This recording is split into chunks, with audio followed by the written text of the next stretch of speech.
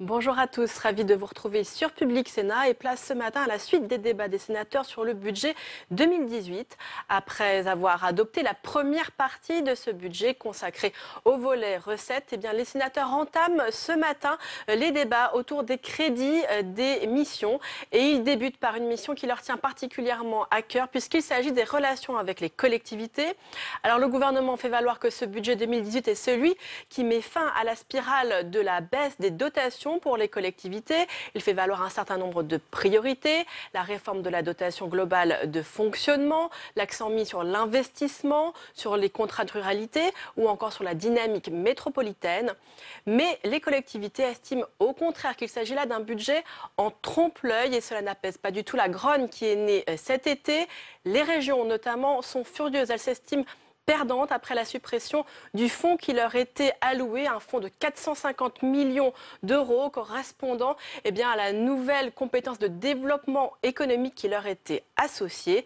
Tout de suite donc, voyez les discussions des sénateurs sur les relations avec les collectivités. La parole est à Monsieur Charles Guené, rapporteur spécial de la Commission des finances.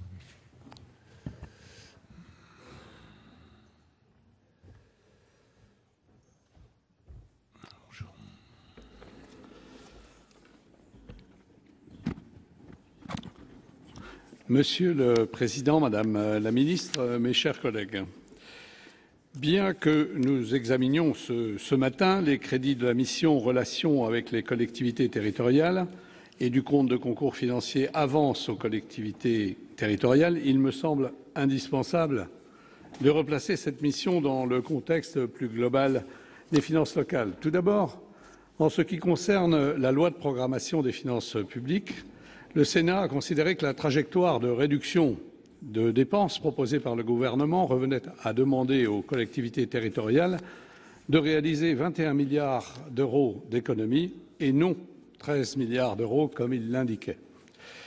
La relation de confiance entre l'État et les collectivités territoriales prônée par le gouvernement a ainsi été écornée d'entrée de jeu, dirais-je. En première partie du présent projet de loi de finances, le gouvernement a proposé de supprimer sur 3 ans la taxe d'habitation pour 80% des Français. Le Sénat a considéré que cette réforme, qui ne répond qu'imparfaitement à la question des inégalités liées à l'obsolescence des valeurs locatives, n'était pas mûre et qu'il convenait de la reporter. En effet, les valeurs locatives obsolètes et injustes continueront à être utilisées pour établir la taxe d'habitation de 20% des contribuables, mais aussi la taxe foncière ou la taxe d'enlèvement des ordures ménagères. Outre les injustices entre contribuables, qui soulèvent d'ailleurs un risque contentieux, l'absence de révision entraîne des injustices entre collectivités territoriales puisque les valeurs locatives sont utilisées dans les dispositifs de péréquation par le biais du potentiel fiscal qui mesure leur richesse relative. Il nous appartiendra collectivement de définir un nouveau cadre des finances locales en s'attaquant à la fois à la réforme de la fiscalité, des dotations et de la péréquation. Dans cette perspective, nous envisageons de vous proposer, lors de l'examen des articles non rattachés, un amendement visant à élargir à l'ensemble des départements l'expérimentation sur la révision des bases locatives menée par la DGFiP, dont les conclusions ont été présentées au Parlement au début de l'année 2017. Ce préalable indispensable à la révision permettrait aux législateurs de décider, le cas échéant, des dispositifs à mettre en œuvre pour atténuer les transferts de charges entre contribuables. Sur un plan plus général, nous pensons qu'au-delà des dispositions purement techniques de ce PLF, qui ont un côté un peu frustrant, nous sommes à la croisée des chemins. Et il convient effectivement, ainsi que le propose le Président de la République, de préparer une réforme globale de la fiscalité locale à l'horizon 2020. En effet, après la suppression de l'ATP hier, de l'ATH demain, le système imaginé il y a un demi-siècle et sur les mécanismes duquel nous vivons perd ses 2 assises, ses 2 pieds et doit être totalement reconsidéré. Pour ce faire, il faut avant toute chose repenser les fondamentaux des finances locales et publiques à l'aune des modifications profondes intervenues dans notre pays et au plan mondial, lesquelles en ont radicalement modifié l'écosystème. La territorialisation de l'impôt n'est plus compatible avec la cristallisation géographique de l'économie et l'urbanisation de la population. L'appréhension des charges au niveau communal à l'aide d'indices synthétiques assis sur l'habitant ne répond plus au défi du retrait des services et des acteurs publics de la ruralité. Une nouvelle prise en compte de la centralité s'impose. Celle des standards italiens que nous avons étudiés avec Claude Raynal nous apparaît innovante et intéressante. Une nouvelle gouvernance systémique des finances publiques doit également être mise en place, permettant à la fois à nos métropoles d'assurer leur compétitivité internationale et aux territoires d'être servis équitablement afin de réduire la fracture qui s'est ouverte et, le cas échéant, de contribuer au financement de la dette nationale. Il est urgent de faire partager au plus vite les fondamentaux d'une telle réforme avant d'en décliner les mécanismes en toute lisibilité dans une approche probablement de la décentralisation et de la libre administration des collectivités plus contemporaines. Les sénateurs, dont c'est le corps de métier, sont prêts à apporter leur part dans cette réflexion, puis leur technicité dans la mise en œuvre de ce défi. Une coproduction de la réforme participerait de la confiance réclamée et des prémices de cette nécessaire gouvernance partagée.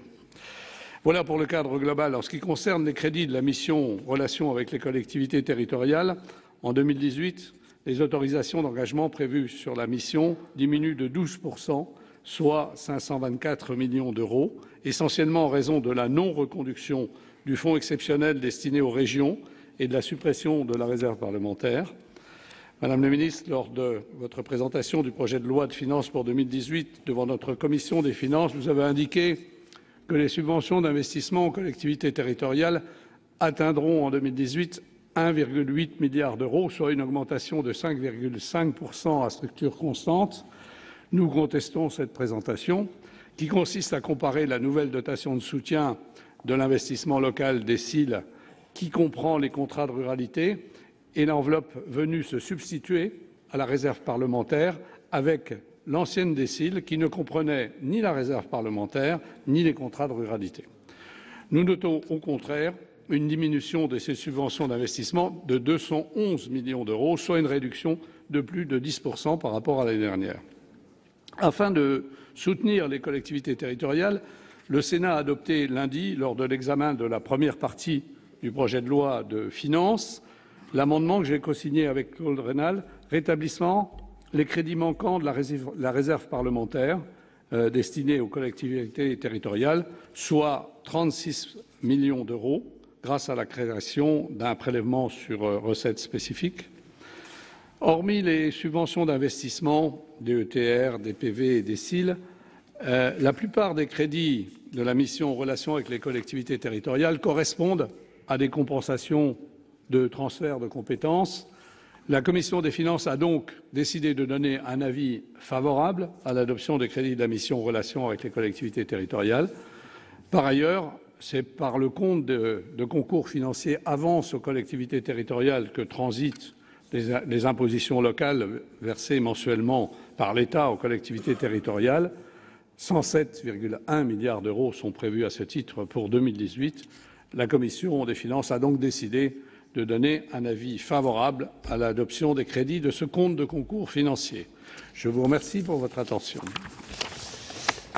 Merci, monsieur le rapporteur. La parole est à monsieur Claude Raynal, rapporteur spécial de la Commission des finances.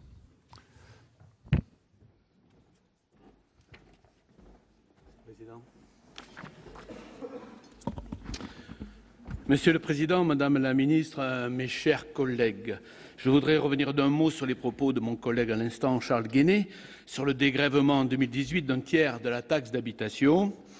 Si la Commission des finances a effectivement souhaité reporter d'un an cette réforme, je considère pour ma part que les conditions de sa mise en œuvre en 2018 permettent d'y être favorables, sous réserve qu'elle soit entièrement neutre pour les collectivités locales, et que 2018, cela a été dit, soit mise à profit pour rechercher les termes d'une remise à plat du financement des collectivités locales, tant du point de vue fiscal que des dotations ou des nécessaires péréquations. Par ailleurs, je souhaiterais compléter le cadre général présenté par mon collègue Charles Guené en soulignant que si, comme le répète le gouvernement, la dotation globale de fonctionnement ne diminue pas en 2018, c'est un drôle de pacte qui est toutefois proposé aux collectivités territoriales. La première lecture au Sénat du projet de loi de programmation des finances publiques a permis de clarifier et de corriger le texte. Néanmoins, de nombreuses zones d'ombre demeurent. Nous ne savons toujours pas quelle sera finalement la marge de manœuvre réelle de négociation qu'auront les préfets dans leurs discussions avec les collectivités territoriales, ou si l'effort sera fait en fait réparti selon des critères précis. Nous ne savons pas non plus quels critères seraient alors évidemment utilisés. Nous avons lu quelques propositions assez générales, finalement, de la mission d'Alain Richard et Dominique Bur sur le sujet, assez générales à ce stade. Se pose également la question du périmètre des collectivités territoriales concernées par la contractualisation. Les plus peuplées, comme le propose le projet de loi de programmation, ou les plus importantes financièrement, comme semble le suggérer la mission Richard-Bur. Par ailleurs, nous ne savons pas quand les collectivités connaîtront l'objectif qui leur sera assigné pour 2018, le temps que les différents organes de réflexion et de concertation aient achevé leurs travaux. Le risque est qu'on leur assigne, à l'été seulement, des objectifs sur leurs dépenses 2018, sur le respect desquels elles pourraient être sanctionnées éventuellement quelques mois plus tard. Enfin, la pente de croissance des dépenses, pour l'instant retenue de 1,2% en valeur et en moyenne, soit quelque chose de l'ordre de l'inflation au mieux, n'augure rien de bon pour les collectivités qui y seront soumises. Je vous rappelle que nous avions étudié en 2015, avec Charles Guenet, les modalités d'association des collectivités territoriales à la maîtrise des finances publiques en Autriche et en Italie. Ce travail pourrait aujourd'hui se révéler fort utile. En particulier, la pertinence et l'objectivité des critères de ressources et de charges utilisés pour répartir les concours financiers de l'État et la péréquation sont fondamentales, si l'on souhaite que cette répartition soit véritablement juste. Nous vous proposerons tout à l'heure un amendement visant à étudier la mise en place d'un système inspiré des besoins de financement standard italiens. Je voudrais également aborder le sujet de la minoration de la dotation de compensation de la réforme de la taxe professionnelle des CRTP prévue par le projet de loi de finances. Elle est le symptôme d'un système à bout de souffle. Le gouvernement se réjouit que les minorations historiques voient désormais leur taux de compensation gelé. Il se trouve que, Madame la Ministre, vous n'aviez plus le choix, parce qu'il ne reste quasiment plus rien.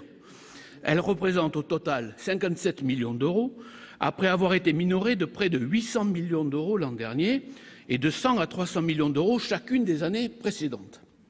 Vous avez donc été contraint de vous rabattre sur la DCRTP, une dotation destinée à compenser à l'euro près les perdants de la réforme de la taxe professionnelle de 2010, auquel on avait bien entendu juré qu'il s'agissait d'une compensation pérenne.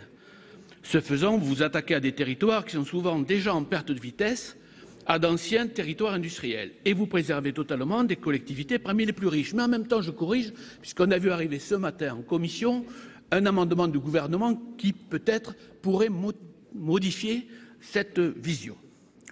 Sur ce sujet également, je vous invite à vous plonger dans le rapport de 2016 que nous avions commis également toujours avec mon collègue Charles Guenet sur la réforme de la DGF.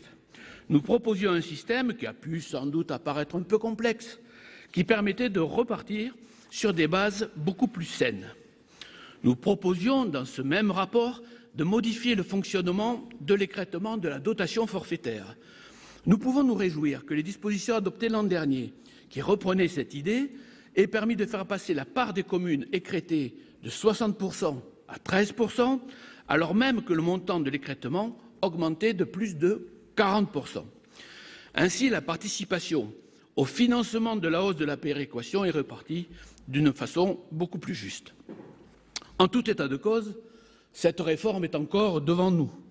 Et je souhaiterais que la ministre nous dise comment le gouvernement envisage de lancer les travaux concrets de la réforme de la fiscalité locale, bien sûr suite aux travaux de la mission Bur-Richard.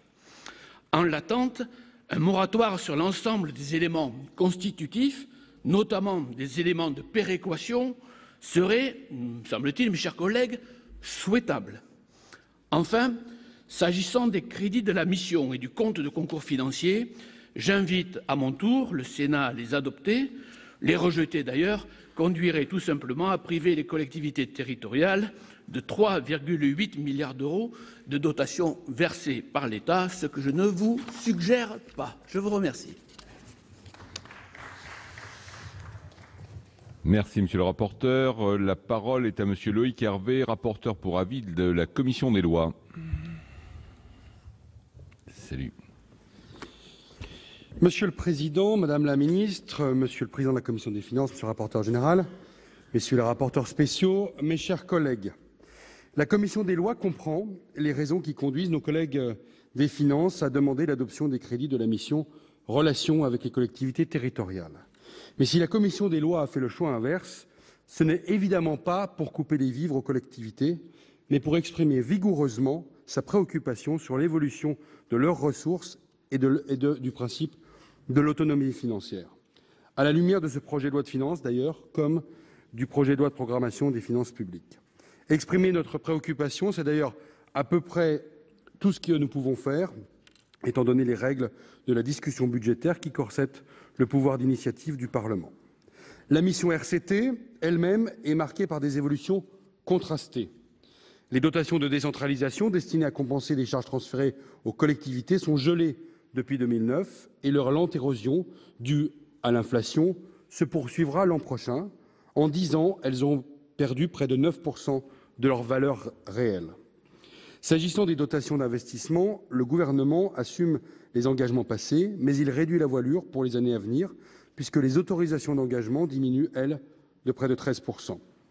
Si l'on peut saluer la pérennisation de la dotation de soutien à l'investissement local, sa hausse affichée masque d'importants changements de périmètre. En outre, les dotations d'investissement librement distribuées par les préfets viennent peu à peu se substituer aux ressources dont les collectivités disposent en propre pour investir. Les nouvelles règles prévues par le projet de loi de programmation ne feront qu'aggraver cette tendance, contraire au principe de libre administration des collectivités territoriales. Les élus locaux, au travers de leurs associations représentatives, nous l'ont dit, la DSIL est un outil de recentralisation. C'est pourquoi la Commission des lois a déposé plusieurs amendements pour renforcer le rôle à la fois des parlementaires et des élus locaux dans l'attribution des subventions. D'une manière plus générale, la Commission des lois s'inquiète pour l'autonomie financière des collectivités territoriales, qui est l'un des piliers de notre droit de la décentralisation. La réforme de la taxe d'habitation fait planer de lourdes incertitudes sur les communes et les intercommunalités. Si le mécanisme du dégrèvement préserve leurs ressources et leur pouvoir de taux, le gouvernement envisage expressément de supprimer ou de limiter ce pouvoir de taux à l'avenir. J'espère d'ailleurs, Madame la Ministre, que vous pourrez nous répondre et apporter des éclaircissements sur ce sujet précis. Plus largement, l'autonomie financière des collectivités territoriales est mise à mal par la disparition progressive des impôts locaux et leur remplacement par des impôts nationaux transférés, sur lesquels nos collectivités n'exercent en général plus aucun pouvoir de taux ou d'assiette. La différence entre la fiscalité transférée et dotation est largement surestimée, ce qui n'est pas le cas dans d'autres pays européens. Tout cela tient au fait que la notion de ressources propres des collectivités a été définie de manière très large, trop large peut-être, par la loi organique de 2004. Il faudra un jour réfléchir à sa modification. C'est donc sous le bénéfice de ces observations que votre commission des lois a donné un avis défavorable à l'adoption des crédits de cette mission. Merci. Dans la suite de notre discussion, je vous rappelle que le temps de parole attribué à chaque groupe pour chaque unité de discussion comprend le temps d'intervention générale et celui de l'explication de vote. Par ailleurs, le gouvernement dispose au total de 20 minutes pour intervenir. Donc la parole dans cette discussion est à monsieur Alain Marc pour 6 minutes.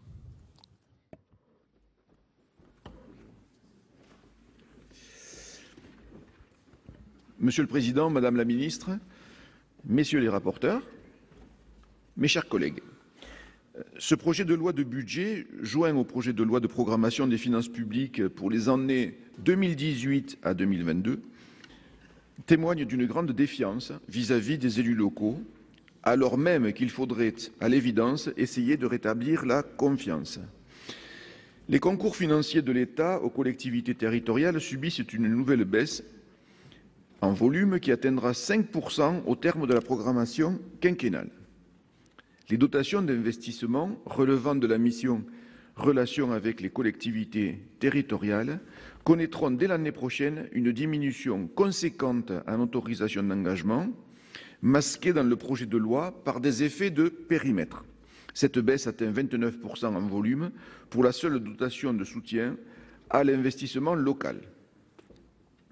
Oui, l'État est dans une situation de défiance à l'égard des collectivités. Il y a aussi des comportements insidieux, comme la ponction de près de 200 millions d'euros sur les agences de l'eau. Ces dernières accompagnent les communes qui, conformément à la loi sur l'eau, souhaitent rendre au milieu naturel une eau assainie. Or, les programmes d'aide aux communes risquent de ce fait d'être retardés ou d'être moins conséquents, diminuant d'autant la capacité d'autofinancement des communes. Le projet de loi de programmation des finances publiques pour la période 2018-2022 prévoit un effort de réduction des dépenses publiques des collectivités de 13 milliards d'euros en 5 ans. Effort extrêmement important alors qu'elles ont déjà réalisé les économies qui leur étaient fixées lors du mandat précédent. Je précise que les collectivités locales sont les seules à respecter les contraintes budgétaires. Dès lors, pourquoi les étouffer ? Leur dette ne représente que 10% des 2200 milliards d'euros de dette nationale. Et nous savons qu'elle sera forcément remboursée puisque les budgets sont votés en équilibre. On entretient l'idée que les maires seraient de mauvais gestionnaires, on les prive de leur autonomie et même on les infantilise. Pour ma part, je fais confiance aux élus locaux qui ont tracé des trajectoires vertueuses en réduisant leurs dépenses de fonctionnement pour se ménager des possibilités d'investissement. Que se passera-t-il pour eux ? En Aveyron, par exemple, le conseil départemental a réduit notoirement son personnel pour continuer d'investir, et nous investissons à peu près 40 millions d'euros par an sur les routes. Ce n'est pas rien, d'autant que dans le BTP, 60% de l'investissement est de l'investissement public. Et le président Requier m'indique qu'on a de belles routes en Aveyron, j'en suis très heureux. Cette mission budgétaire, précisément, ignore ostensiblement les départements. Or, les départements assurent pour le compte de l'État, sur leurs propres deniers, 3 allocations individuelles de solidarité, la PCH, l'APA et le RSA, tout en faisant face à la division par 2 du fonds d'urgence doté de 200 millions d'euros. Chacun s'accorde à reconnaître que la situation financière d'une grande majorité de départements est critique. Toutefois, aucune solution n'est esquissée et nous nous dirigeons vers l'accentuation de la fracture territoriale entre la France périphérique et celle des métropoles. Pour revenir à l'échelon communal, l'attribution de la DETR dépend du bon vouloir des préfets. C'est la raison pour laquelle je souhaite, et nous sommes nombreux ici, à souhaiter que l'ensemble des députés et sénateurs participent aux commissions départementales et que l'avis de celles-ci s'impose aux préfets. Concernant le seuil à partir duquel la Commission donne un avis sur les projets proposés, il serait pertinent de l'abaisser à 20 000 euros. 150 000 euros, c'est beaucoup trop, 100 000 aussi. On sait très bien que dans nos petites communes et nos communes rurales ou de villes moyennes, eh bien, nous avons des projets qui sont souvent aidés pour 40 000, 50 000 euros. Donc, abaissons ce seuil à 20 000 euros. J'ai ainsi déposé des amendements en ce sens. Il est en effet particulièrement important de renforcer le rôle des élus nationaux sur le territoire, d'autant plus que la disparition de la réserve parlementaire les a privés d'un moyen de soutenir des petits projets locaux qui n'auraient pas bénéficié par ailleurs de subventions suffisantes de l'État. Bon, juste un exemple. Je me rappelle lors de la campagne électorale sénatoriale de 2014, nous sommes passés dans une commune où le maire n'avait même pas de quoi se payer une tondeuse à 2 000 euros. Donc, il s'agit de temps en temps aussi, comme on ne parle pas de mutualisation à votre commune, etc., il s'agit quand même d'agir concrètement. Et nous sommes des gens concrets, des élus locaux, qui savons un petit peu ce dont ont besoin les communes quand même. Il apparaît également nécessaire d'abaisser le seuil d'éligibilité de la DETR, qui est d'un grand secours pour nos petites communes. Pour conclure, je voudrais profiter de cette tribune pour rendre un hommage appuyé à tous les maires des petites communes rurales, Et les autres, ces élus exemplaires qui ne comptent pas leur temps pour rendre service à leurs administrés, qui s'engagent au quotidien pour dynamiser leur territoire, pour créer du lien avec, bien souvent, hélas, peu de moyens. Je veux ici saluer leur engagement au service de l'intérêt général. Madame la ministre, mes chers collègues, les élus locaux, les maires, n'ont que faire des déclarations d'amour à leur égard. Ce qu'ils veulent désormais, ce sont des preuves d'amour. Ce projet de loi de budget ne répond ni aux besoins, ni aux attentes de nos collectivités territoriales. Bien au contraire, il dessine des perspectives très préoccupantes, non seulement pour leurs ressources et leur autonomie financière, mais également pour l'investissement local. Aussi, le groupe Les Indépendants ne votera pas les crédits de la mission Relations avec les collectivités territoriales du projet de loi de finances pour 2018. Merci. Donc la parole est à Monsieur Éric Gold pour 6 minutes.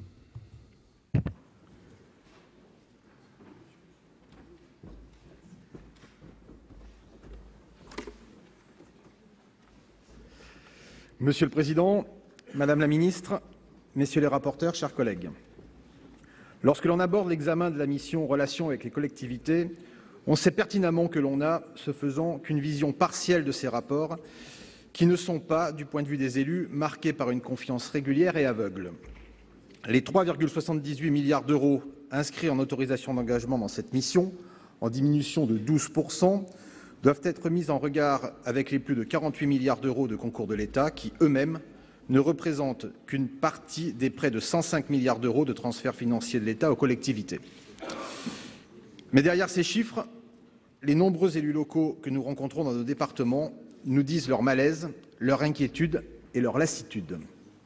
Inquiétude, alors que les collectivités ont subi ces dernières années des baisses significatives de dotations, alors qu'elles ont dû digérer d'importantes lois portant réforme territoriale qui ont grandement modifié le paysage institutionnel français. Nos territoires aspirent à un peu de répit. Dans ce contexte, certaines annonces faites au cours de l'été dernier, annulation de crédits, diminution des emplois aidés, etc., ont suscité au mieux de l'inquiétude, mais le plus souvent abattement ou colère. Ces inquiétudes sont accrues par certains articles de la loi de programmation et de la première partie de ce projet de loi de finances. Règles d'or renforcées et contractualisation aux contours flous avec les collectivités les plus importantes. Si l'on peut se réjouir de l'abandon d'une logique de baisse mécanique des dotations pour une approche plus partenariale, les modalités de la contractualisation censées s'y substituer interrogent.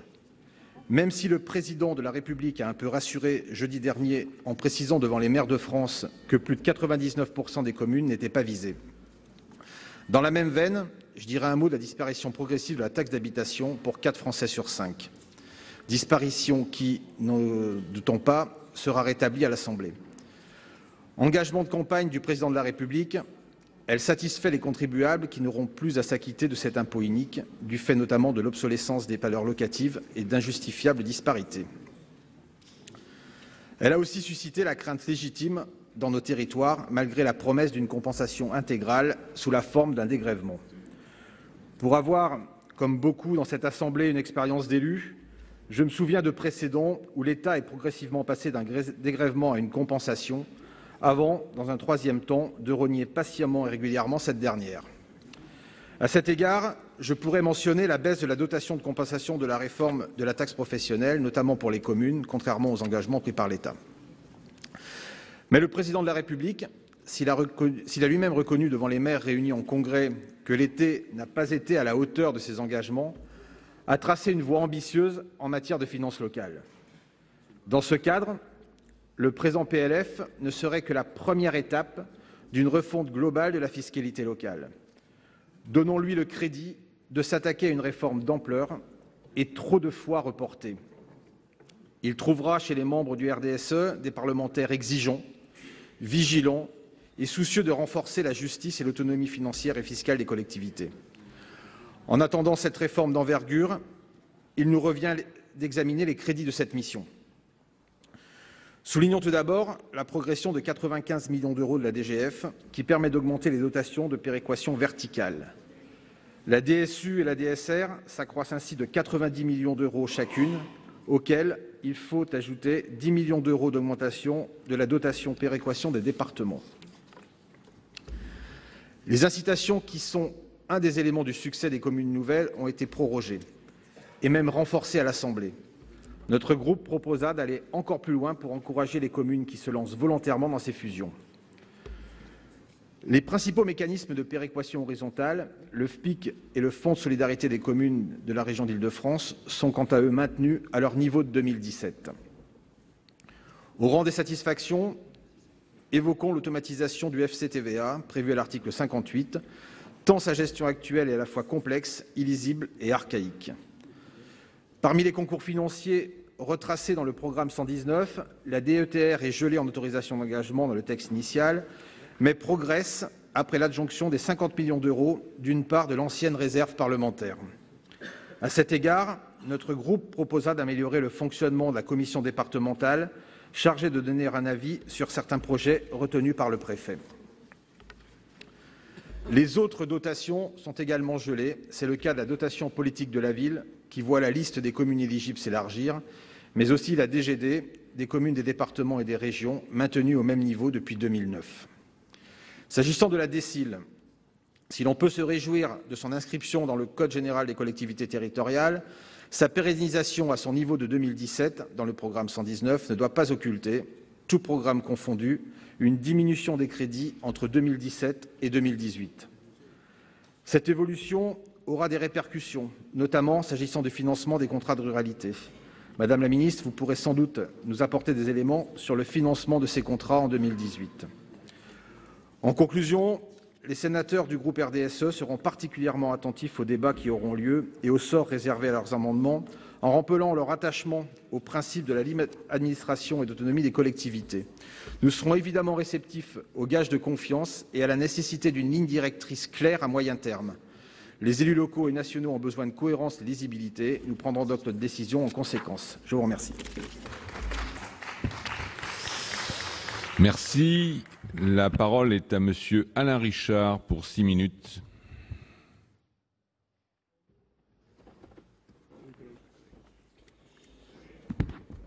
Monsieur le Président, Madame la Ministre, mes chers collègues, cette loi de finances présente une façade de stabilité globale en ce qui concerne les ressources de fonctionnement de nos collectivités. On peut affiner la discussion sur les chiffres derrière la virgule, mais enfin, l'engagement pris par le Président de la République dès le début de sa campagne de ne pas agir sur le montant des dotations pour conduire les collectivités à une politique de dépenses retenues, cet engagement est tenu et même lorsqu'il y a discussion, le retour au résultat dans 18 mois d'ici, lorsqu'on observera les comptes administratifs des collectivités locales, fera justice des débats. Mais nous voyons tous que cette stabilité affichée n'est que l'avant-propos d'un projet de transformation.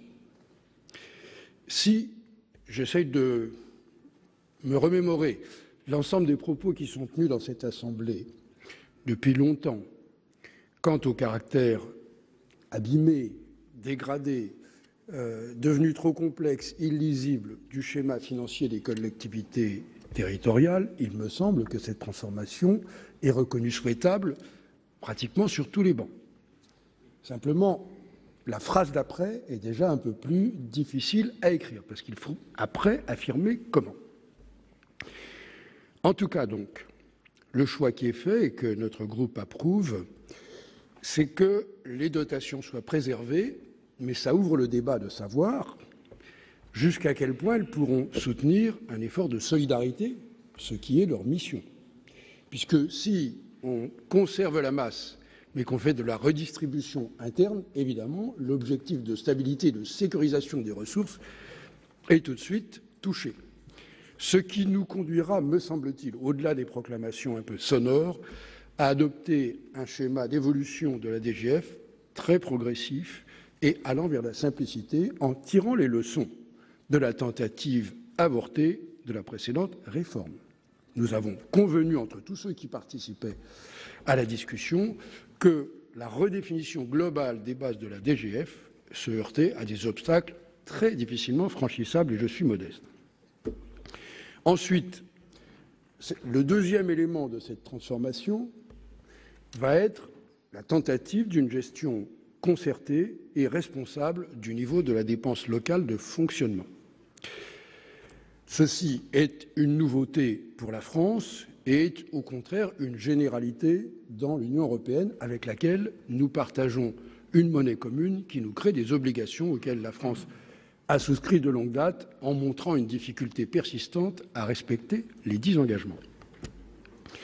La modération observée sur 2014-2016 et qui sera très probablement vérifiée à nouveau quand on aura les comptes 2017 montre que cette gestion responsable est possible, elle est à la portée des gestionnaires locaux qui font de toute façon très attention à leurs dépenses et qui ont de plus en plus une vision prospective.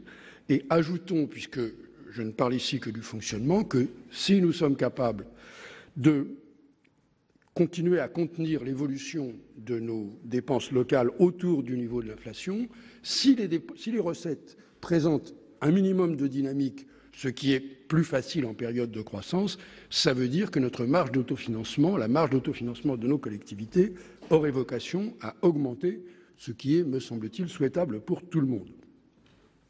Il reste que le dispositif de contractualisation, je ne vais pas le détailler ici, je n'ai pas le temps, va faire l'objet encore de concertation à la conférence des territoires et puis surtout d'un débat législatif au cours de la première quinzaine du mois de décembre. La recommandation que fera la mission que j'ai l'honneur d'animer avec le préfet Bure sera que ce soit une première phase et que, à l'horizon 2020, lorsqu'on aura une année complète d'observation, on fasse probablement quelques améliorations, quelques affinements à ce dispositif de gestion partagée et concertée.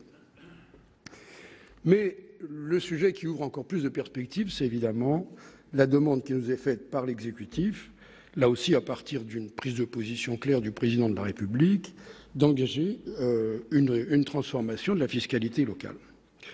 Et très vite, nous allons nous placer devant une bifurcation qui est à la disparition d'une recette d'une vingtaine de milliards d'euros, même 23 si on compte tout, qui est la taxe d'habitation.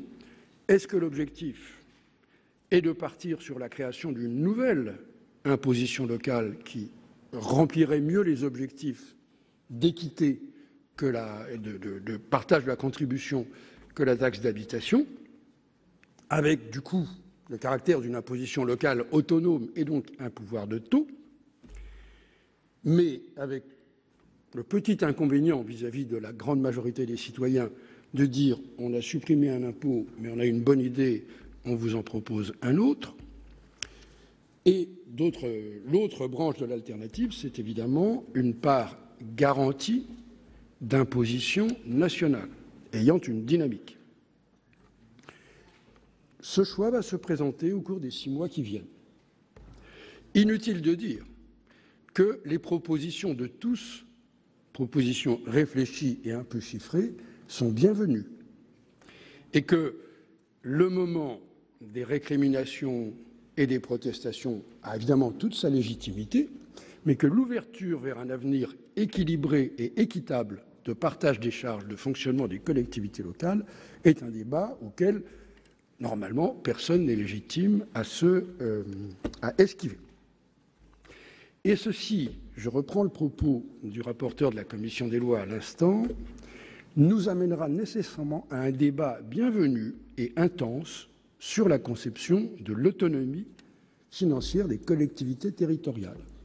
Parce que dans le paysage d'inégalité de ressources et d'inégalité de pente économique de beaucoup de nos territoires, non seulement entre les territoires ruraux et certains territoires urbains, mais à l'intérieur des territoires urbains, nous rencontrerons rapidement la vérité inconfortable qui est que le maximum d'autonomie et de diversité de ressources locales est forcément producteur du maximum d'inégalité et de différence de chance.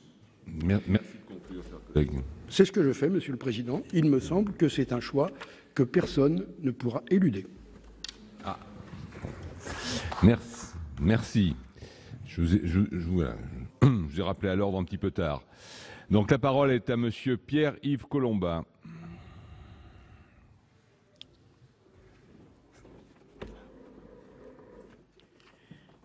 Merci, Monsieur le Président, Madame la Ministre, chers collègues. Comme on le sait, la mission Relations avec les collectivités territoriales, 3,866 millions d'euros en autorisation d'engagement, hors les crédits prévus pour la DGCL pour 2018, sont en baisse de 8% par rapport à l'année dernière, et ces crédits ne représentent que 3,8% du total des transferts de l'État aux collectivités. Pour reprendre le langage convenu de la LOLF, transfert de l'État qui augmente de 1,2% et de 1,162 milliard l'année prochaine, sur un total de 101,398 milliards.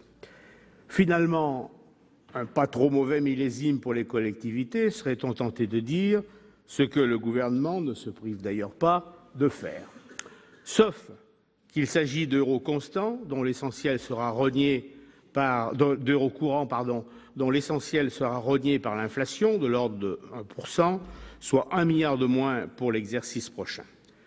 Comme l'a fait remarquer en commission notre rapporteur pour avis, il s'agit là d'une technique de camouflage efficace de la baisse des concours financiers réels de l'État derrière une apparente stabilité. Un écart, rien que, en faisant jouer l'inflation, un écart de plus de 3 milliards d'euros et 5% d'ici la fin du quinquennat. Sauf aussi que les aides financières provenant traditionnellement d'autres ministères et d'autres organismes baissant, le résultat final risque encore d'être moins brillant. Intérieur, on l'a dit, suppression de la dotation parlementaire, ministère du Travail, moins 1 milliard globalement sur les contrats aidés, tous ne concerne pas les collectivités, mais quand même une bonne partie. Agence de l'eau, apparemment, la ponction l'année prochaine sera de 400 millions. La liste n'est pas exhaustive. D'ailleurs, comme dit sobrement l'annexe du projet de loi de finances consacré à cette question, l'évolution des subventions des ministères en faveur des collectivités territoriales, je cite, est difficilement prévisible. Mais je l'avoue, le principal sujet d'émerveillement pour moi, c'est que l'on puisse continuer à présenter à l'opinion comme des transferts financiers de l'État aux collectivités, donc comme des aides de l'État aux collectivités, des compensations, incomplètes d'ailleurs, de transferts de compétences et de charges, notamment à l'occasion des vagues de décentralisation, des atténuations des effets pervers de décisions fiscales favorables à telle ou telle catégorie de contribuables, mais pénalisantes pour les collectivités, la contrepartie âprement discutée de services rendus, dernière en date, les titres sécurisés et bien d'autres choses du même acabit.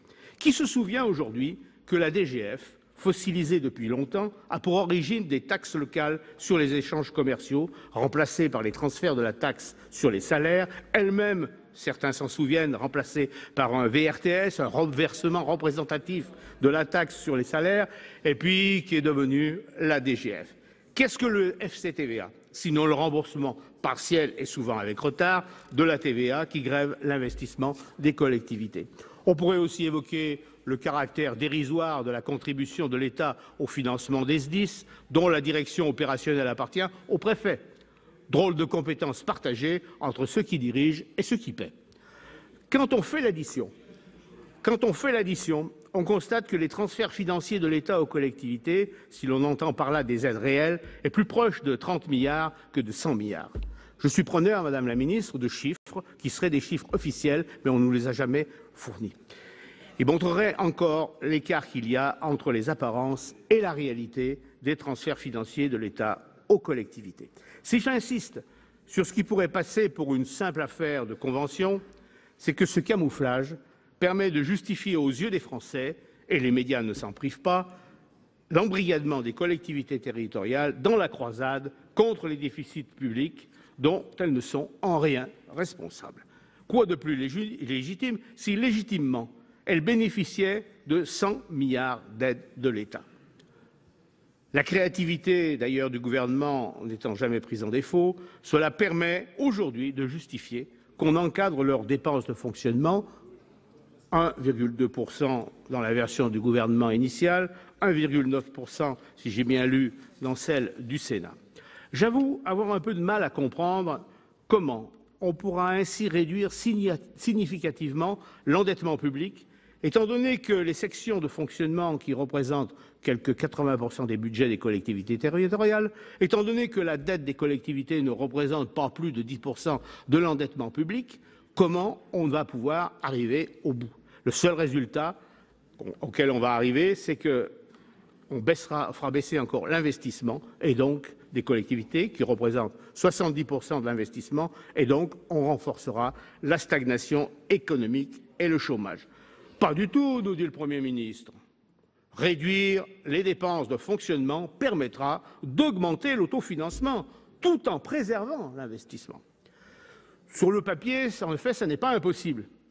Mais dans la réalité, avec des collectivités qui sont ponctionnées depuis 10 ans, je pense que c'est hautement improbable.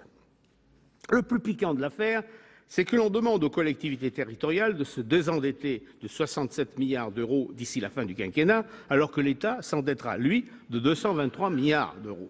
À s'en tenir aux chiffres fournis par le gouvernement, le résultat serait une baisse de l'endettement public de 5 points de PIB en 6 ans.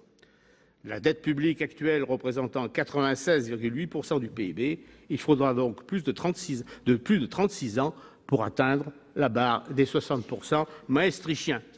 Un peu plus si, entre-temps, les collectivités territoriales mettent la clé sous la porte. Vous aurez donc compris que notre groupe ne votera pas les crédits de cette mission. Merci. La parole est à Madame Françoise Gatel pour 8 minutes.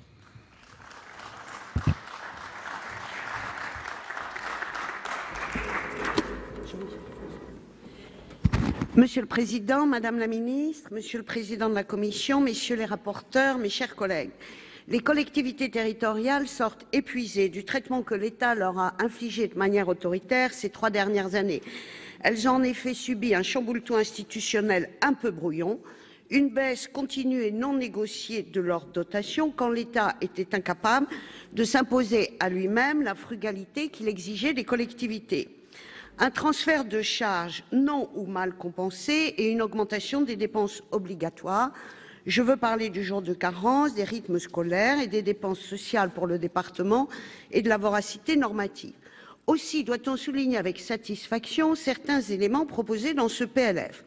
Je citerai principalement le maintien du niveau de la DGF pour 2018, la diminution de certaines dépenses obligatoires, jour de carence, maintien du fonds de soutien aux communes suite à la liberté donnée sur les rythmes scolaires et prémisse, je le souhaite, d'une réforme de la fiscalité locale avec la TVA des régions, même si celle-ci a suscité quelques questions.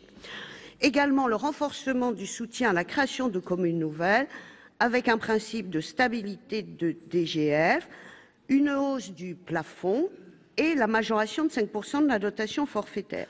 Toutefois, Madame la Ministre, cette majoration est très minime quand on sait que la création de communes nouvelles s'achèvera au 1er janvier 2019 en raison des échéances municipales en 2020 et je regrette la faiblesse de l'encouragement alors que les communes nouvelles sont une dépense d'investissement pour l'avenir répondant au double besoin de proximité, d'efficacité et à la consolidation de centralité. Certes, mes chers collègues, peut-on continuer de donner plus à des communes qui fusionnent au détriment des autres puisqu'il s'agit d'une enveloppe fermée? C'est pourquoi je proposerai, afin de ne pas pénaliser l'enveloppe de la DGF des communes et des intercommunalités particulièrement contraintes, de créer un fonds dédié aux communes nouvelles. Cela a été fait pour les métropoles et les communautés d'agglomération. Le coût des communes nouvelles est très faible. Il a été de 10 millions en 2017 contre 70 millions pour les communautés d'agglomération. La DSIL, Madame la Ministre, aurait pu constituer un motif de grande satisfaction, car la hausse importante affichée en autorisation d'engagement, si elle n'était pas le fruit d'une habileté de présentation, car il faut en convenir, la hausse est avant tout liée à un changement de périmètre. En effet, si l'on neutralise ces effets de périmètre, les autorisations d'engagement diminueraient de 257 millions d'euros, soit une baisse de 29% en volume. Je note avec satisfaction qu'en compensation de feu la réserve parlementaire, Nos collègues députés ont souhaité réaffecter une enveloppe de 50 millions d'euros pour les communes et intercos engagées dans un projet de modernisation. Et je félicite notre rapporteur pour la création de la commission départementale des investissements locaux qui permettra aux élus locaux et nationaux d'être partie prenante dans l'attribution de la DSIL et de la DETR. Je souhaiterais maintenant, Madame la Ministre, avec quelques exemples, évoquer la question de la compensation du transfert de charges, avec notamment l'augmentation de la dotation forfaitaire relative à la délivrance des titres sécurisés. Je veux parler des passeports et des cartes nationales. La hausse qui figure dans le budget n'est hélas pas liée à une revalorisation de la compensation pour les communes déjà équipées, mais elle est liée à la seule augmentation du nombre de communes accueillant un dispositif de recueil. Quid du PACS? Les maires se sont vus attribuer ces compétences d'état civil précédemment exercées par les tribunaux d'instance. Exercées par les maires dans le cadre de leur qualité d'agent de l'État, les compétences transférées n'ouvrent, selon la jurisprudence du Conseil d'État et du Conseil constitutionnel, pas droit à compensation. Or, l'article 31 du projet de décret prévoit que le transfert des données numériques et des dossiers papier détenus par les greffes des tribunaux d'instance aux officiers d'état civil des communes sièges. Dès lors, les communes sièges de tribunaux devront traiter les PACS pour l'ensemble des communes. Ne croyez-vous pas, Madame la Ministre, que cette charge supplémentaire mérite une indemnisation telle que proposée par un amendement sénatorial? Madame la Ministre, la mission Relations avec les collectivités territoriales ne correspond qu'à 3,6 des transferts financiers de l'État aux collectivités territoriales. Donc vous comprendrez la nécessité d'élargir mon propos et je voudrais parler de la réforme de la taxe d'habitation. Si l'argument sur l'injustice de la taxe d'habitation est exact, pourquoi ne l'évoque-t-on pas pour le foncier bâti? Le Sénat, représentant des territoires, vous le comprendrez, Madame la Ministre, peut difficilement accepter en l'état la disparition de cette ressource majeure sans aucune information et précision préalable sur la nécessaire refonte de la fiscalité locale que le président de la République a également appelé de ses vœux. Les élus ont un besoin impérieux de stabilité et de prévisibilité. Ils doivent connaître l'issue du chemin pour définir le meilleur trajet à emprunter. Ne croyez-vous pas, Madame la Ministre, que cette absence de visibilité présente un risque de ralentissement de la politique d'investissement des collectivités si nécessaire à l'économie locale?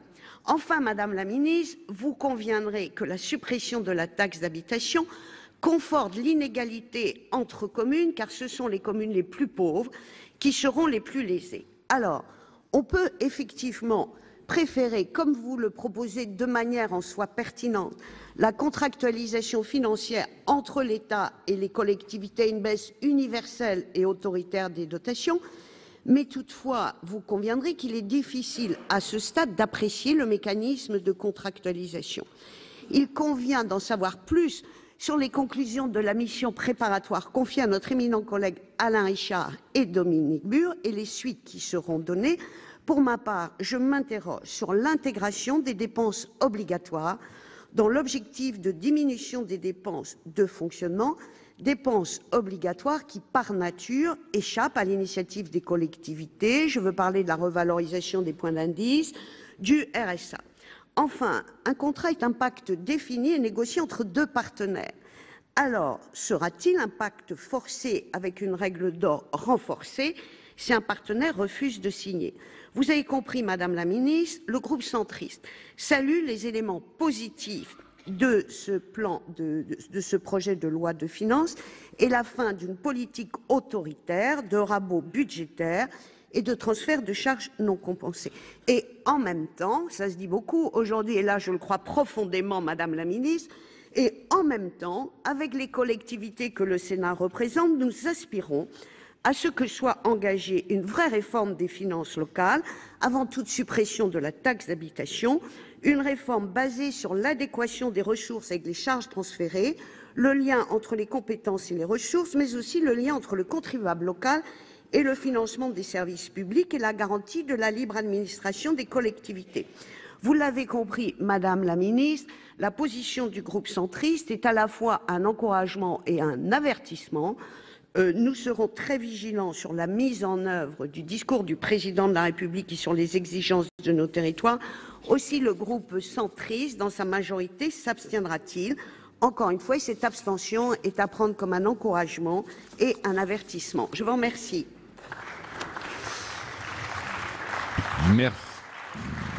Merci.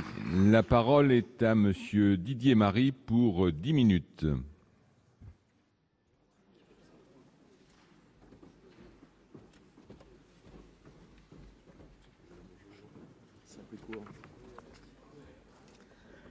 Monsieur le Président, Madame la Ministre, Messieurs les rapporteurs, chers collègues, nous examinons ce matin, dans le cadre de la mission Relations avec les collectivités territoriales, l'affectation d'une enveloppe de 3,8 milliards d'euros sur les 104,6 que représentent les concours de l'État aux collectivités, soit 3,6%. C'est peu, mais c'est un zoom qui permet d'appréhender cette relation en la replaçant dans son contexte. De 2014 à 2017, les collectivités appelées à participer à l'indispensable effort de redressement des comptes publics ont été au rendez-vous. En 2014, 2015 et 2016, leurs dépenses ont diminué respectivement de 0,1 point, 1% et 0,8, alors que l'ODEDEL prévoyait une augmentation de 1,2, 0,5 et 1,9, soit au final 21 milliards d'euros d'économies, 12 de plus que prévu par la précédente loi de programmation des finances publiques. Ainsi, la réduction du déficit public a été portée à hauteur de 60% par les administrations publiques locales, alors qu'elles ne représentaient que 20% des dépenses. Cet effort, mené de manière responsable, a atteint ses limites et pèse aujourd'hui sur les dépenses d'investissement qui ont baissé en 2016 de 3%. Alors que la croissance repart, que les comptes publics s'améliorent, que le déficit ne devrait plus dépasser les 3%, c'est encore aux collectivités que le gouvernement demande de faire des efforts. C'est à la fois injuste et inefficace. Injuste car elles ont tenu leurs engagements et que bon nombre d'entre elles, pour continuer de maîtriser, voire de baisser leurs dépenses, devront remettre en cause non plus des dépenses superfétatoires, mais des services rendus à la population. La plupart des collectivités, excusez-moi l'expression, ont atteint l'os. Il n'y a plus rien à gratter. Inefficace, car au final, la variable d'ajustement sera leur capacité d'autofinancement et donc d'investissement. Ce qui ne sera pas sans impact sur l'économie, le secteur du BTP en particulier, et donc sur l'emploi. Si l'on peut souscrire à la fixation d'un objectif d'évolution des dépenses des collectivités, la progression en valeur et par an à 1,2%, inflation comprise, est intenable. À ce sujet, le rapporteur général de la Commission des finances a démontré que l'évolution tendancielle des dépenses retenues était largement sous-estimée, excluant les efforts déjà réalisés et ne prenant pas en compte la non-indexation sur l'inflation des rémunérations des fonctionnaires territoriaux. Ainsi, l'objectif n'est pas de 13 milliards d'euros d'économie, mais de 21 milliards d'euros, ce qui équivaut, soyons-en assurés, d'une baisse nette des dépenses de fonctionnement des collectivités territoriales. De même, le plafonnement des ratios d'endettement, dit règle d'or renforcée, pénalisera les investissements. Prenons l'exemple d'un département peu endetté en 2017, qui décide d'investir massivement en 2018 et en 2019 dans le déploiement de la fibre optique, prévoyant d'amortir cet investissement par l'intermédiaire d'une redevance sur 30 ans. Ce département devrait voir son ratio exploser et devrait-il être pénalisé alors même que cet investissement est utile et amorti. Quant à ce que le gouvernement appelle pudiquement le mécanisme de correction en cas d'écart entre les objectifs fixés et la réalisation, c'est particulièrement vécu comme déplaisant et infantilisant par les élus locaux. Ceux-ci sont responsables et il ne semble pas judicieux de brandir la règle pour leur taper sur les doigts, d'autant que le maître, en l'espèce l'État, est loin d'être irréprochable. Madame la ministre, les élus sont inquiets. Ils le sont de cette volonté d'aller trop loin dans l'obligation que vous leur faites de réaliser toujours plus d'économies et de renoncer aux politiques publiques qu'ils ont mises en place au bénéfice de leur population. Ils le sont car une part des économies se fera sur le dos des agents de la fonction publique territoriale qui verront leur point d'indice gelé et le jour de carence rétabli. Ils le sont parce qu'ils ne partagent pas le pari du gouvernement sur la baisse des dépenses sociales, en particulier celle des départements pour le RSA, qui pourrait bien être démentie par les chiffres du chômage toujours à la hausse. Ils sont inquiets, Madame la Ministre, de cette suppression progressive de la taxe d'habitation, bienvenue pour les contribuables, mais qui ne résout d'aucune façon les inégalités entre ceux-ci, ni celles entre les communes, mais qui distend un peu plus le lien civique entre l'impôt et le citoyen. Le Président de la République nous promet une grande réforme de la fiscalité locale en 2020. Soit. Mais qui peut croire que le rond viendra sur l'effacement de la contribution des ménages sous quelque forme que ce soit? La remise en cause de la taxe d'habitation, certes injuste et inefficace, aurait mérité une vraie réforme de la fiscalité. J'en viens aux quelques articles de cette mission qui nous occupe ce matin. On ne peut, Madame la Ministre, que constater et regretter que les dotations de décentralisation versées à la suite de transferts ou de maintien de compétences gelées depuis 2009 le soient encore et poursuivent leur lente érosion. Si la pérennisation de la dotation de soutien à l'investissement local est une bonne décision, il convient tout de même d'en relativiser la portée lorsque l'on constate que l'ensemble des dotations d'investissement subissent une coupe sévère en autorisations d'engagement, due pour l'essentiel à la non-reconduction des fonds de soutien aux régions et à la suppression de la réserve parlementaire. Je regrette par ailleurs l'intégration de la dotation de compensation de la taxe professionnelle du bloc communal aux variables d'ajustement, qui baisse de 8% et qui va pénaliser les territoires anciennement industrialisés. Décision qui suit l'intégration en 2017 du fonds départemental de péréquation de la taxe professionnelle aux mêmes variables d'ajustement, qui lui baisse de 17% cette année, ce qui n'est pas acceptable pour les communes défavorisées qui en bénéficient. Dans mon département, la Seine-Maritime, dans laquelle vous venez samedi prochain à l'occasion de l'Assemblée générale des maires, ce fonds est une composante essentielle des ressources de bon nombre de communes rurales défavorisées. Pour elles, cette baisse met en danger leur équilibre budgétaire, car elle peut représenter jusqu'à 20% de leurs recettes de fonctionnement. Vous ne manquerez pas, j'en suis sûr, d'être interrogé sur ce problème. La DETR, quant à elle, après avoir progressé en 2015, 2016 et 2017, ne continue pas sa progression au même rythme, tout comme les contrats de ruralité, seulement dotés de 45 millions d'euros, montant bien inférieur aux besoins. Au total, les crédits de la DETR, de la DPV et de la DSIL, s'ils progressent de 9% en crédit de paiement du fait des engagements antérieurs, baissent de 10% en crédit d'engagement, confirmant le retrait du soutien du gouvernement aux investissements locaux. Ainsi, Madame la Ministre, la défiance l'emporte sur le pacte de confiance. La liberté d'administration des collectivités est progressivement remise en cause au bénéfice d'une recentralisation illustrée par la distribution à la main des préfets des dotations d'investissement à nos collectivités. Nous apporterons dans la discussion des propositions d'amélioration, comme la constitution d'une commission unique pour les investissements locaux, la gestion de ceux-ci au niveau départemental, en présence de parlementaires, ainsi qu'une proposition d'abaissement du seuil de l'examen de ces projets à 50 000 €. Mais sur le fond, nous ne pouvons souscrire à vos propositions qui relèvent au final d'un affaiblissement des collectivités territoriales et de leur capacité d'investissement. Je vous remercie. Merci. La parole est à Monsieur Philippe Dallier pour 5 minutes.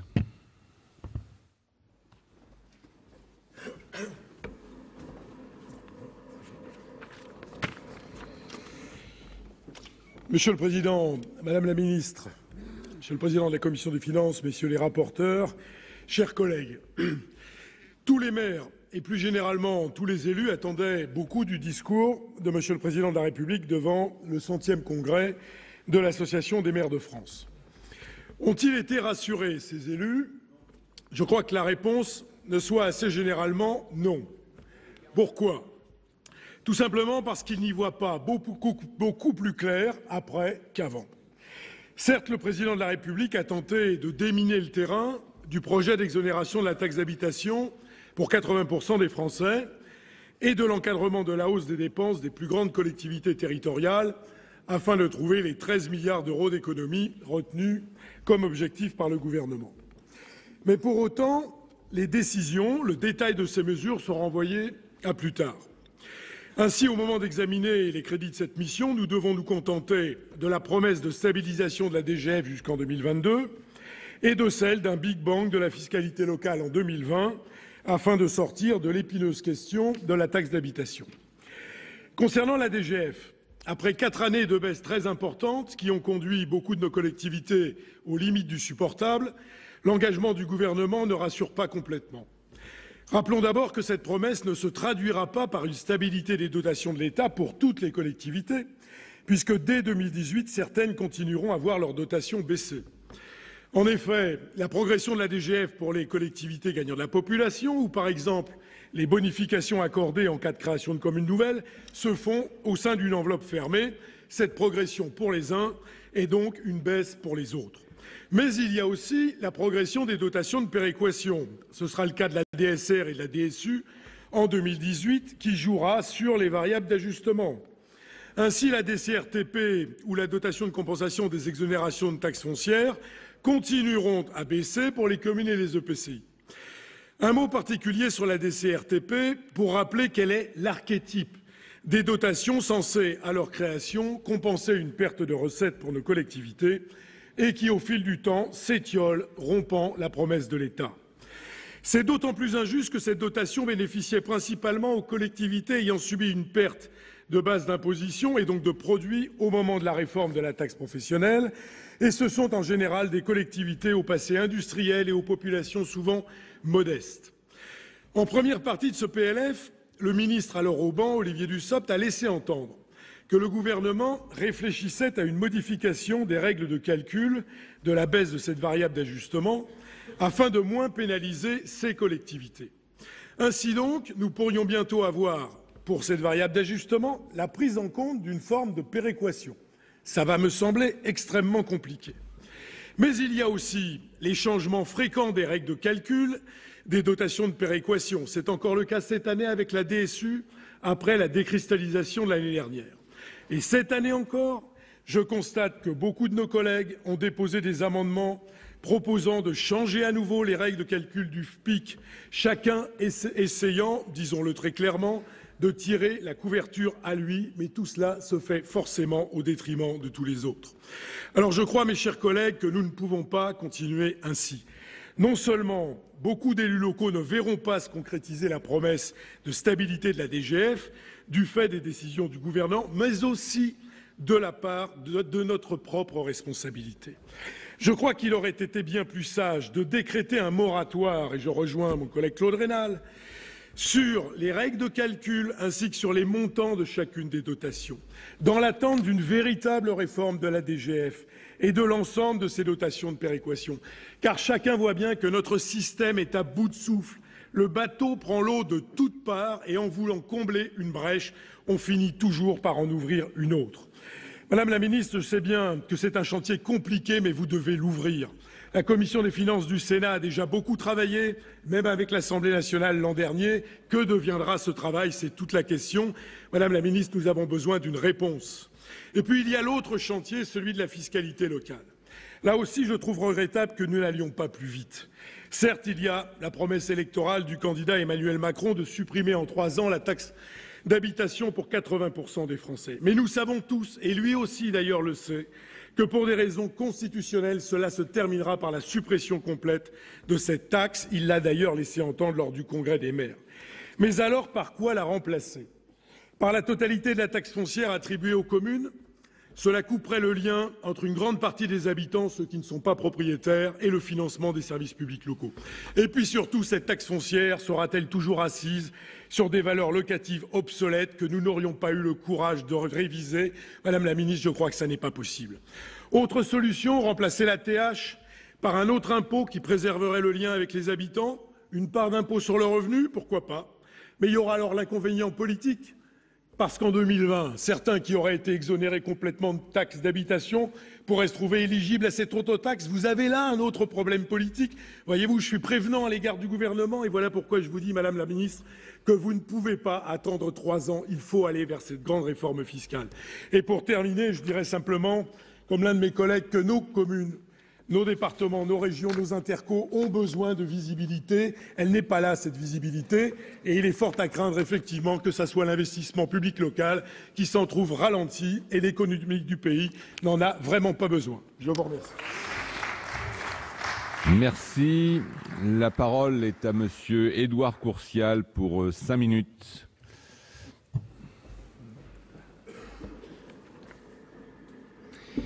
Bien, Monsieur le Président, Madame la Ministre, Monsieur le Président, Messieurs les rapporteurs, chers collègues, il n'est pas anodin de trouver dans le titre de cette mission dédiée aux collectivités territoriales le terme « relation ». Cette dernière suppose 2 parties qui, si elles ne doivent pas toujours s'apprécier, sont tenues en revanche de se respecter et de s'entendre. Cela exclut donc toute velléité de domination de l'une sur l'autre. En un mot, cela nécessite de la confiance réciproque. Or, force est de constater qu'entre l'État et les collectivités, le courant ne passe plus. La défiance de chaque côté règne en maître. J'ai été maire. Je sais que ces élus, dans une large majorité bénévole et qui ne comptent pas leurs heures, sont chaque jour confrontés à des choix impossibles, enserrés entre le marteau et l'enclume. Entre nos concitoyens qui attendent beaucoup de ceux qu'ils considèrent comme le premier représentant de l'autorité ou une dernière protection, et l'État qui leur demande toujours plus en leur accordant toujours moins de moyens. J'ai été président du conseil départemental.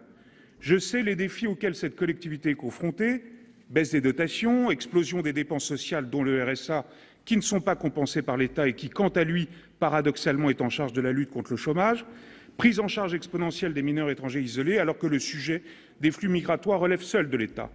Ainsi, les départements assument ceux que l'État veut ignorer. J'ai été longtemps député avant d'être un nouveau sénateur. Je sais l'exercice convenu et l'outil de communication politique que le budget représente pour tout nouveau gouvernement, mais je vous invite ici à en sortir. Ce premier budget doit être pour vous l'occasion d'envoyer un message fort à tous ces élus qui, sur le terrain, se battent avec les moyens limités dont ils disposent pour pallier, budget après budget, un État qui est aux abonnés absents lorsqu'il s'agit de mettre la main au portefeuille. Car à l'inverse, pour imposer des contraintes, transférer des compétences ou créer des nouvelles charges, l'inventivité de certains comptables à Paris atteint des sommets bien loin des réalités et de l'implication concrète de ces mesures sur la vie quotidienne de nos compatriotes. Ce premier budget doit être l'occasion de revenir sur des signaux particulièrement hostiles à l'égard des collectivités. Que dire de la suppression brutale des contrats aidés? Que dire de la suppression de la réserve parlementaire et de sa transformation en un dispositif recentralisé et inégalitaire? Que dire de la baisse des APL qui a un impact très important pour les collectivités? Que dire des 300 millions d'euros de crédits en moins, notamment de la DETR, dès juillet, avant même de les avoir rencontrés? Une relation, ce n'est pas décidé et imposé. Pourtant, ce premier budget ressemble à s'y méprendre à cela pour 3 raisons. Les objectifs d'économie assignés aux collectivités locales, tout d'abord. Elles ne prennent en aucune manière compte des efforts déjà réalisés et consentis par elles, qui ont permis à la France de respecter ses engagements européens. Vous promettez le bâton aux collectivités qui ne respecteraient pas une augmentation inférieure à 1,2% en valeur des dépenses de fonctionnement, sans pour autant proposer la moindre carotte. À titre d'exemple, en 2 ans, le conseil départemental que j'ai eu l'honneur de présider dans l'Oise jusqu'en septembre a réalisé plus de 80 millions d'euros d'économies sur les 250 millions d'euros de budget de fonctionnement hors dépenses contraintes, et cela sans augmenter ni les impôts, ni la dette, et tout en préservant l'investissement.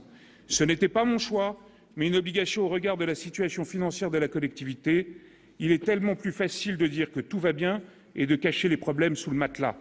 Il s'agit d'un effort sans précédent qui implique des choix clairs et assumés en termes de réduction de la masse salariale notamment. Ainsi, demain, demanderez-vous de nouveaux efforts à cette collectivité? La stabilité des engagements financiers de l'État en trompe l'œil ensuite. Car s'il faut saluer la quasi-stabilité des crédits, notamment le maintien de la DGF au même niveau que l'année précédente, certaines inquiétudes demeurent. Je pense à votre volonté d'inclure dans le périmètre des variables d'ajustement la DCRTP du bloc communal. Ce choix est très contestable, car l'État revient ainsi sur l'engagement pris en 2009 de compenser intégralement les pertes de recettes subies par les collectivités territoriales en raison de la suppression de la taxe professionnelle. La réforme de la taxe d'habitation, enfin. Si une réforme de la fiscalité locale peut paraître opportune et souhaitable, pourquoi ne pas prendre le temps de l'envisager dans son ensemble? Pourquoi la prendre par le petit bout de la lorgnette? Car risque constitutionnel important mis à part et gains économiques contrastés pour les particuliers, le mécanisme proposé conduit à une perte d'autonomie financière pour les communes et menace leur survie, puisque d'un côté, vous leur refusez une recette dynamique et de l'autre, vous compenserez à l'image de ce qui a été fait pour la taxe professionnelle. En effet, nous savons tous ici ce que compensation par l'État signifie, Madame la Ministre. Pire, cette décision distend toujours davantage le lien entre les Français et l'utilisation de leurs impôts, tout comme leur lisibilité, et alimente le ras-le-bol fiscal. En réalité, vous demandez à d'autres les efforts que vous refusez de faire pour vous-même. Madame la Ministre, vous avez été maire d'une métropole, on ne peut pourtant vous taxer d'ignorance sur cette question. Madame la Ministre, prenez garde à... Non, sans doute pas, effectivement. Madame la Ministre, prenez garde à ne pas confondre pacte de confiance et mise sous tutelle. Madame la Ministre, les collectivités locales ne sont pas une variable d'ajustement que l'État peut à loisir ponctionner et remodeler. Une relation exige des partenaires, traiter les collectivités territoriales comme telles. Merci. La parole est à Monsieur Henri Leroy pour 5 minutes.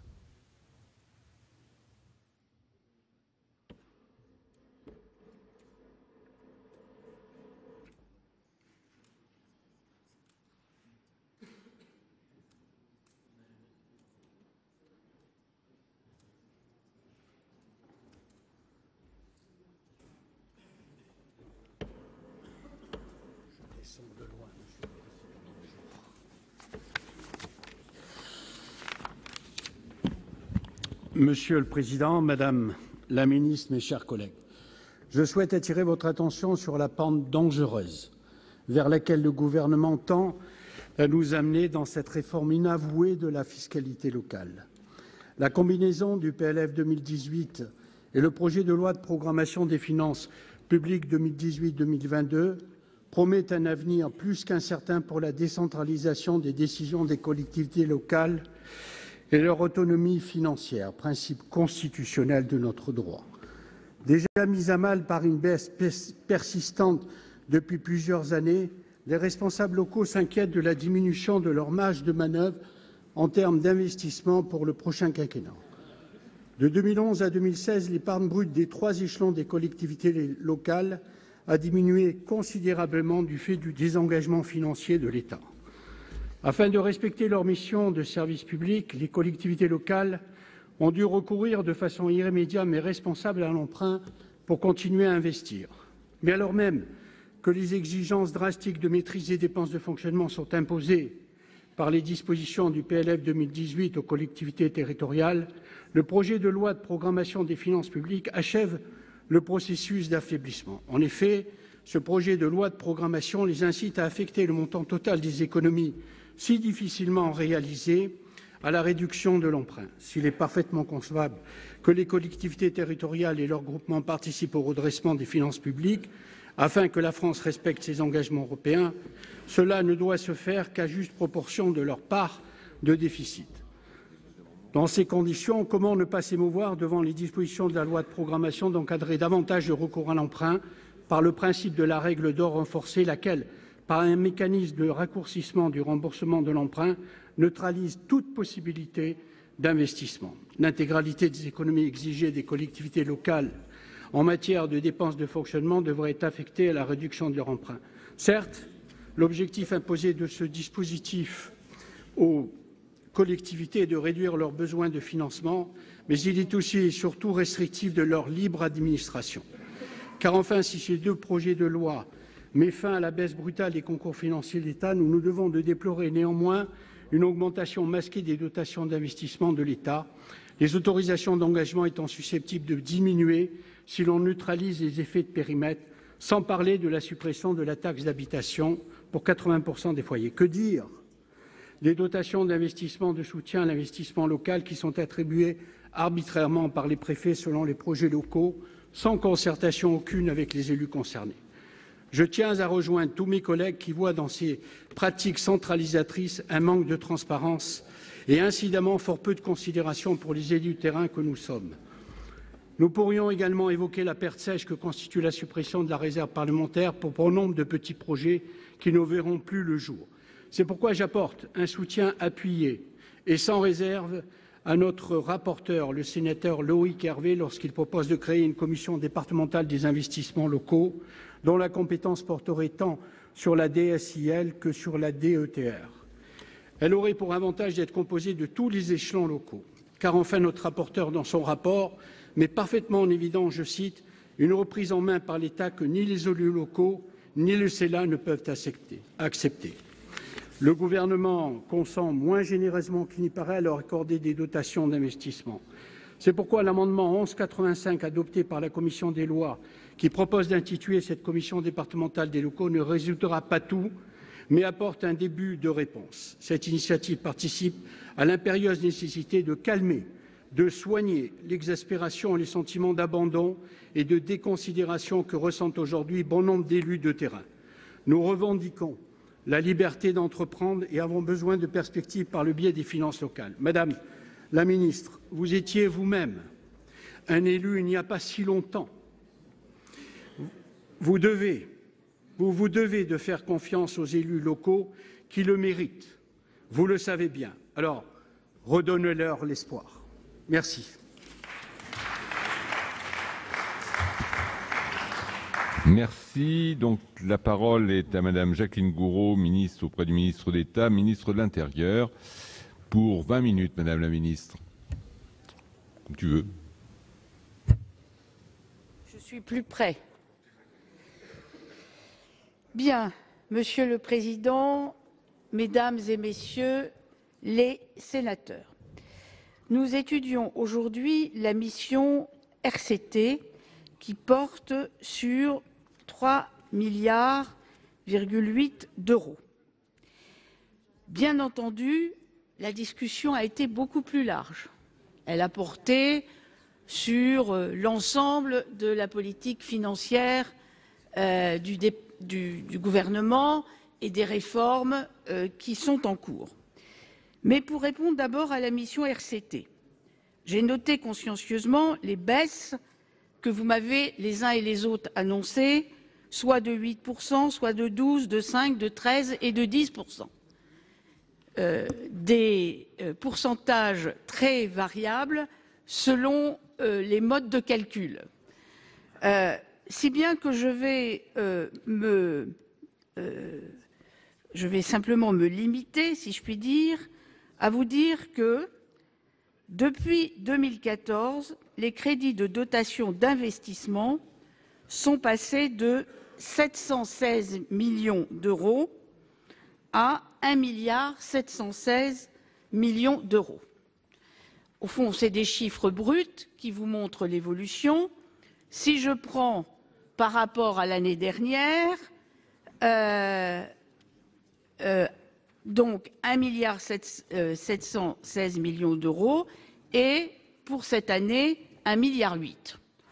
Donc on peut effectivement trouver des tas de pourcentages, mais tout de même ça fait une augmentation qui est tout de même assez significative depuis 2014, n'est-ce pas, et qui montre qu'il n'y a pas de baisse de dotation d'investissement.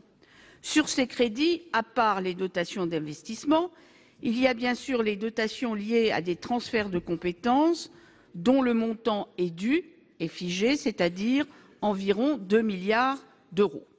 Voilà pour les chiffres de la mission RCT de façon brute.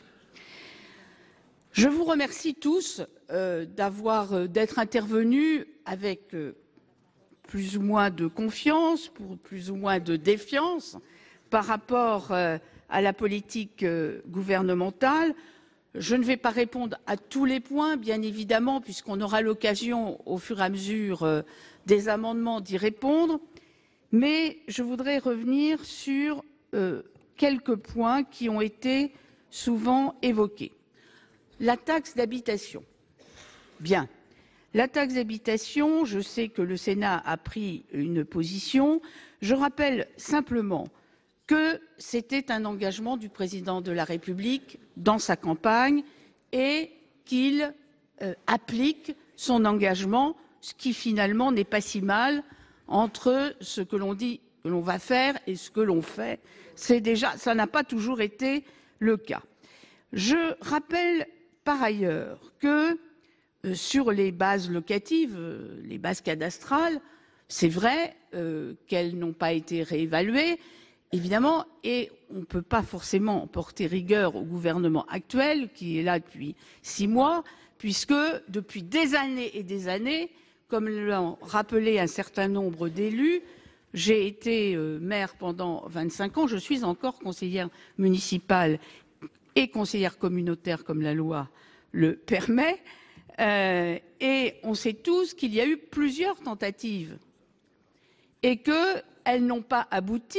Et je pense qu'il faut avoir l'honnêteté d'en partager la responsabilité, aussi bien le gouvernement, les gouvernements qui se sont succédés, les parlementaires et les élus locaux qui, en voyant les évaluations possibles d'évolution des valeurs cadastrales et les répercussions sur les taxes d'habitation, faisaient que tout le monde disait « stop, on arrête la réforme ». C'était quand même une réalité. Donc je crois qu'il faut toujours dire les choses telles qu'elles ont existé.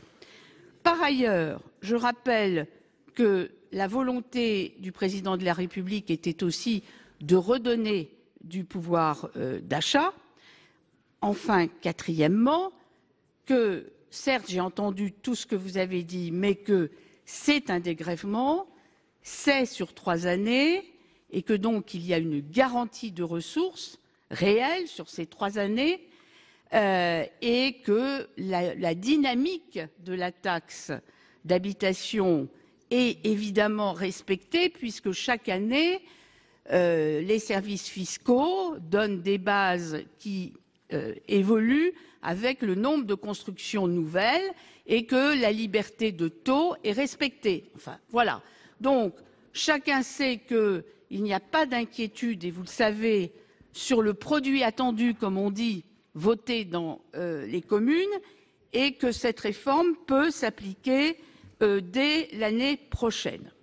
Mais naturellement, et c'est le deuxième point sur lequel je voudrais insister, ceci doit se situer dans une perspective que vous avez tous évoquée de réforme de la fiscalité locale, évidemment. Et je remercie tous ceux qui l'ont dit, qui l'ont proposé et qui y réfléchissent déjà et qui travaillent déjà. C'est une des missions confiée à Alain Richard et au préfet Bure, la réforme de la fiscalité locale. Et comme il l'a dit tout à l'heure lui-même, toutes les participations, toute idée faisant vivre le débat est la bienvenue, bien évidemment. Et il y a eu des rapports très intéressants qui ont été rappelés tout à l'heure par nos collègues Charles Guené et Claude Raynal, qui ont été faits avec des comparaisons avec d'autres pays, comme l'Italie ou l'Autriche. Toutes ces contributions doivent venir enrichir le débat dans le cadre de la Conférence nationale des territoires. C'est bien sûr quelque chose auquel tout le monde doit participer, et on ne peut pas concevoir cette réforme de la fiscalité locale sans poser le problème aussi de la définition, comme Alain Richard l'a dit tout à l'heure, qui a été posée par le rapporteur de la commission des lois, c'est-à-dire la définition de l'autonomie fiscale des collectivités territoriales. C'est quelque chose de très important. Et je n'ai pas entendu, et c'était même une réclamation des régions, que d'avoir une part d'un impôt national qui est la TVA, dire qu'ils avaient perdu leur autonomie fiscale. Je crois qu'ils sont heureux de recevoir une part de la TVA qui est un impôt dynamique et que, au fond, ça leur permettra d'exercer les compétences nouvelles qui sont les leurs. Donc c'est un vrai débat et ce n'est pas la peine de se jeter des choses à la figure. Il faut réfléchir si à chaque niveau de collectivité locale c'est la même chose ou s'il faut garder des impôts avec un lien local et un taux c'est une question qui est posée. Donc, il faut réfléchir et construire pour effectivement essayer de construire un système, si je puis dire, un écosystème, comme a dit Charles Guené tout à l'heure, nouveau, qui doit tenir compte aussi de l'évolution de nos collectivités locales, de l'environnement ambiant, des contraintes européennes. Alain Richard a rappelé de manière, j'ai trouvé, très concrète et très pédagogique, que nous avons une monnaie commune et que c'est parce que nous avons une monnaie commune que nous devons être co-responsables, aussi bien l'État, la sécurité sociale que les collectivités territoriales et les autres pays liés par la même monnaie à ces engagements que nous avons de maintenir, bien sûr, un niveau d'endettement en dessous de 3% du PIB. Donc, ce sont des chantiers très importants et toute participation, je crois, est bienvenue. Une troisième chose aussi qui a été souvent évoquée, c'est de dire, au fond, comment dire, l'État ne fait pas confiance aux élus locaux. Bon, alors ça, c'est un leitmotiv qu'on a entendu tout l'été. Voilà. Alors, le président de la République a lui-même reconnu qu'il y avait eu des, comment dire, des prises de décisions peut-être un peu maladroites et malheureuses autour de l'été ou mal expliquées de façon pas assez pédagogique. Bon, soit, mais quand je vous entends, je pose, en tant qu'élu local, comme chacun l'a rappelé, la question, enfin, est-ce que c'était une marque de confiance que de prélever arbitrairement sur la DGF ces dernières années, comment dire, ce prélèvement qui, au fond, avec toutes les conséquences que vous avez évoquées, était très dur, très rude, sans discernement. C'était quand même quelque chose de très important. Là, nous passons à une période où on ne prélève plus sur la DGF, où le montant des dotations d'investissement sont globalement maintenus, et troisièmement, où on dit on va contractualiser avec les 319 plus grandes collectivités qui représentent à peu près 60% de la dépense publique nationale. Bon, et les autres, on leur fait confiance justement en essayant de limiter effectivement la progression des dépenses à 1,2%, c'est-à-dire au fond maîtriser la progression de la dépense. En ce qui concerne les contrats, bien entendu, pour répondre à plusieurs orateurs, ils seront individualisés.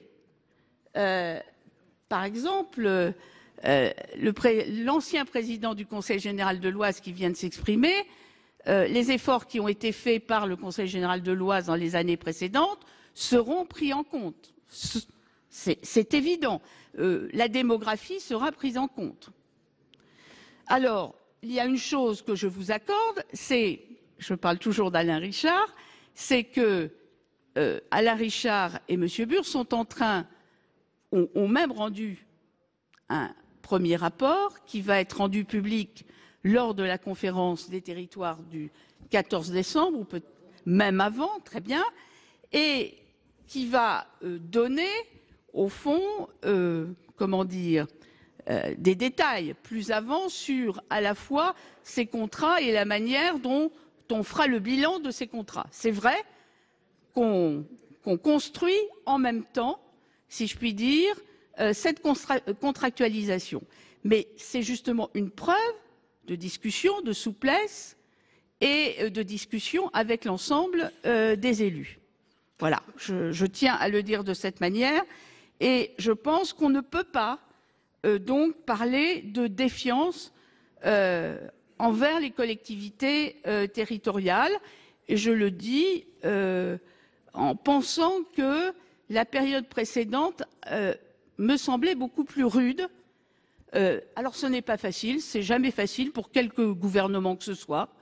Ça aurait été une autre majorité au pouvoir, je pense que ça aurait été difficile aussi Donc, il faut essayer de sortir de cette idée qu'il y a, au fond, des solutions qui sont évidentes et essayer donc de construire ensemble des réponses à la situation de notre pays. En tout cas, je voulais vous dire qu'au cours des différents amendements qui vont être présentés, je répondrai à un certain nombre de points.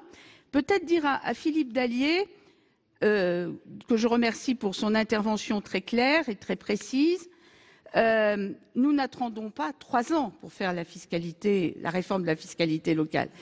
Il faut profiter de cette période qui s'annonce pour faire la réforme de la fiscalité locale, bien évidemment. Je voudrais peut-être dire une chose aussi, parce qu'on a beaucoup parlé de communes, intercommunalités. Juste à la fin, on a parlé des départements. Moi, je suis personnellement très sensible à la situation des départements qui sont dans une situation difficile. Et le 3e chantier confié à la mission Richard Burr, c'est justement sur les allocations de solidarité, individuelles de solidarité. Et nous savons comment les départements sont dans des situations difficiles. C'est pour ça qu'il y a eu dans le PLFR une enveloppe de 100 millions d'euros. Ça n'est jamais suffisant, bien évidemment, mais ça va permettre à peu près 25 départements les plus difficilement touchés d'avoir quand même une bouffée d'oxygène, si je puis dire, pour faire face aux difficultés financières dans lesquelles ils sont. Nous sommes très attentifs, bien sûr, à cette situation et je crois qu'il faudra, pour les départements, là aussi, trouver dans la réforme de la fiscalité locale de nouvelles ressources. Je vous remercie. Voilà pour le début des débats des sénateurs autour de la première mission qui est examinée dans ce budget 2018. Cette mission, elle tient particulièrement à cœur aux élus de la Chambre haute. Il s'agit des relations avec les collectivités, un sujet autour duquel le gouvernement estime avoir mis fin à la spirale de la baisse des dotations de ces dernières années. Mais certains sénateurs estiment qu'au contraire, il y a là un budget en trompe-l'œil et qu'il y a bien des baisses, contrairement à ce que dit le gouvernement. Vous pouvez toujours voir et revoir toutes les séances sur notre site publicsena.fr. Très bonne journée sur les chaînes parlementaires.